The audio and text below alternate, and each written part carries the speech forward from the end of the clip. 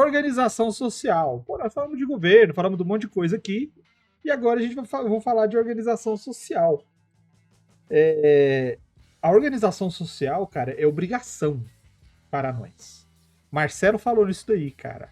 Eles têm hierarquias rígidas, porque eles sentem segurança nisso. Eles sentem que eles têm como contribuir, como ficar fora, longe do perigo e como colher os frutos das coisas que eles podem participar se eles estão numa situação em que eles entendam. Por isso é difícil, por isso é complicado um anão que é aventureiro fora de sua montanha. Porque o anão que é aventureiro, ele se desgarrou dessa organização social e ele passa a viver num mundo caótico, cheio de problemas.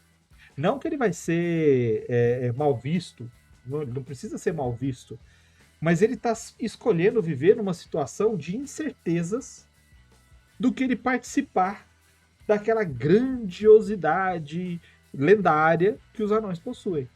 Então, quando você pensa em organização social, seja ela o reinado, seja ela a assembleia, seja ela uma república, faz a república dos anões, não tem importância.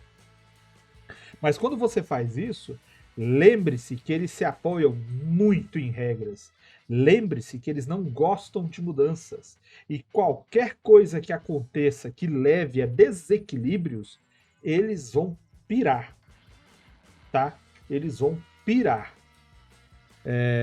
Então, assim, basicamente o que a gente tem de organização de sociedade mais rígida é sistema de castas, onde você divide a sociedade em certos padrões. Exemplo, a sociedade romana. A sociedade romana tinha lá o império, né, o imperador, a realeza e nobreza. Depois você tinha uma espécie de campo sacerdotal e o exército ali em cima. Depois você tinha os artesãos, os profissionais que faziam serviços que eram caros e difíceis, que você precisava de muito treinamento para fazer. Depois disso você tinha os trabalhadores que eram servos, eram trabalhadores que trabalhavam para alguém. E depois você tinha os escravos de Roma, que eram pessoas de outros lugares, capturados, gente com dívida, porque, né, às vezes as pessoas se colocavam a dispor de um senhor, entre aspas, né, para pagar uma dívida. Então ele ficava assim, ó, ele é escravo do fulano por 2 anos. Aí ele pagou a dívida e ele volta a ser uma pessoa livre. Era mais ou menos assim. Não que era bonito, não, tá? Porque forçar as pessoas nunca é bonito e o pessoal lá judiava bastante. Mas isso era a hierarquia de Roma. Hoje você também tem castas no Brasil. Você existe uma organização social bem dividida. Você geralmente divide ela através do poder aquisitivo. Existem outras, a monarquia também funciona de maneira de castas mais rígida. Você tem a monarquia, você tem a nobreza, você tem o clero, você tem os ricos aristocratas, você tem geralmente alguns políticos e partes militares, e depois você vem os plebeus, né, e os vassalos mais baixos lá. E os anões também seguem desse sentido. Você pode seguir uma casta dessas tradicionais, ou você pode desenvolver um outro tipo, tá? Desde que eles se organizem assim. Se você escolher por clãs, por exemplo, nós temos uma sociedade que ela é regida por clãs. Tem rei, tem assembleia, seja o que for, mas ela é dividida por clãs. Então você tem a galera que cuida do metal, cuida da mineração, cuida de madeira, de plantio e de animais, os outros que cuidam de tecido, de ferramentas e tudo mais, o outro que cuida de saúde. Tem teocracia também, Skyrim. Tem exemplos, eu acho que é no... Qual que é, Marcelo, aquele guia do D&D? O guia não sei o que para todas as coisas? Mordenkainen? Não. É o Zanatar. Zanatar, para todas as coisas. Lá parece que tem se eu não estou enganado. Lá fala um pouco também sobre algumas organizações e tem teocracias também, tá? Sim.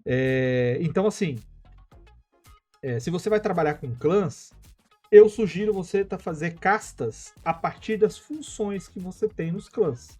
Então você vai ter aquele que é iniciante, aquele que é um profissional, aquele que é um tutor, aquele que é uma referência, aquele que é um... E aí você divide isso daí para que exista respeito entre eles. Porque dentro de uma sociedade, o mestre artesão, ele vai ter muito mais status do que um aprendiz artesão. né? Então você divide através dessas funções. Por quê? Porque o cara que saiu para o mundo, o anão que saiu para se aventurar, ele deixou para trás a sua profissão. Ele deixou para trás a profissão de sua família ou a profissão do seu clã. Então ele saiu, ele era um iniciante, ele era um aprendiz, ele era um tutor, ele era um mestre artesão, ele era alguma coisa. Ele saiu por quê? E se ele voltar, ele tem direito a se encaixar de novo nisso, porque ele, uma vez mestre artesão, ele sempre será um mestre artesão. E aí você, igualando isso daí, você consegue colocar peso dentro da sociedade dos anões de influência para o personagem, seja ele jogador ou NPC. E aí você consegue dar uma diretriz. Não precisa colocar assim, ah, ele é um prefeito. Tá, e por que, que ele é prefeito? Ele é prefeito por quê? Eles votaram nele, ele foi escolhido pelo senhor da terra, ele foi escolhido pelo rei? Ou é porque ele é de um clã de estudiosos e por ele ser um clã de estudiosos, ele chegou no nível que ele é o prefeito. Ele saiu do conselho e foi ser prefeito. Por quê? Porque ele é o cara sábio, porque ele é isso, porque ele é aquilo. Então você consegue criar, não só para o seu cenário, uma base maior, como para o personagem, uma aspiração.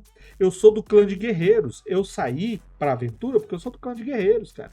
Eu quero voltar fodão o suficiente para eu chegar lá no conselho do meu clã e reivindicar, ó, eu quero ser um mestre guerreiro, um mestre guardião aqui da minha cidade. E dobro qualquer um de vocês na porrada aqui, se for preciso. Esse aspecto da organização social, aquilo que eu comentei sobre a questão de tradição e família, entra nisso.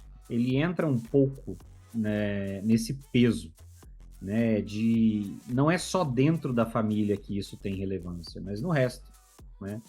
Então você carrega o nome, você carrega os anões mais do que até outros povos, né, outras espécies, eles têm uma coisa meio de que nome é destino, né? Então, assim, é por isso que você tem muitas vezes os sobrenomes dos anões, das famílias, são vinculados aos ofícios. Então, assim, a família Fulaninho Martelo de Ferro. Por quê? Porque os caras são forjadores. Fulaninho Machado de Batalha. Por quê? Porque os caras são guerreiros. Tipo, o nome do clã, o cara segue o que o nome do clã prevê, porque é o que o clã tá fazendo há 500, 600, 1000, 2000 anos. Então os caras, eles vão evitar. A tendência é evitar. Então, quando você pensa num anão, por exemplo, aventureiro, ele tá fugindo disso. E aí cabe a você, na hora de construir o seu cenário, decidir se essa fuga, se essa saída, que é o que o Vermelho falou, se quando ele voltar ele vai ser aceito e reconhecido, ou se ele vai ser ostracizado e exilado. Então cabe a você, às vezes, decidir qual é a visão que as pessoas têm sobre a aventura. Assim, e aí, a visão sobre a aventura pode ser num sentido mais amplo. Uma coisa é você fazer a aventura de eu abandonei o meu clã, eu abandonei meu ofício, eu abandonei minha família, e eu saí da minha cidade e eu saí vivendo, fui andar pelo mundo para descobrir o que estava acontecendo e tal. Esse é um tipo de aventura. Outra coisa é a expedição anã para vasculhar os subterrâneos atrás de mais coisas, atrás de minérios, atrás de não sei o que e tudo mais. Que é uma coisa meio militar, meio aventuresca, mas que vai ter uma conotação diferente. Então você pode ter um personagem, por exemplo, que surge, que começa a aventura dentro dessa seara. Ele começa fazendo isso e depois ele olha e fala, cara, não, eu gosto de fazer isso, mas eu não quero fazer isso só pelo que a cidade decide. Eu quero fazer isso como uma coisa de vida e vou sair. E aí é um outro aspecto, totalmente diferente. Então, assim, nada pesa mais na hora de você fazer uma construção, claro. A gente sempre tá falando, quando a gente fala isso, a gente fala com um tom muito normativo. Se você quiser fazer o seu cenário em que os anões são algo completamente São diferente, caóticos, beleza. ligados à arte, e tem orelhas pontudas. Isso, aí você faz. Mas a gente tá falando baseado no que existe, né? No que já é consagrado. O que é certo. Que é consagrado e que vai facilitar a sua identificação. Se alguém que já jogou RPG antes for jogar na sua mesa, o cara vai pensar em fazer um anão baseado nisso, a menos que você apresente um cenário completamente diferente. Mas você tem a liberdade de fazer diferente. Agora, se você for seguir mais ou menos esse padrão, vamos dizer assim, esse hábito, esse costume, se você for ser meio anão e seguir a tradição, o normal vai ser que essa organização social seja muito voltada para isso, seja uma coisa muito hermética, uma coisa muito estável, uma coisa rígida até, em que você sair disso te coloca em um confronto direto. Você se torna um fator de disrupção. Você pode se tornar um problema ao fazer isso. E talvez vocês lidem com você como tal. Exatamente. Acabou meio ameaçador isso, né? Ficou. Não seja um anão rebelde.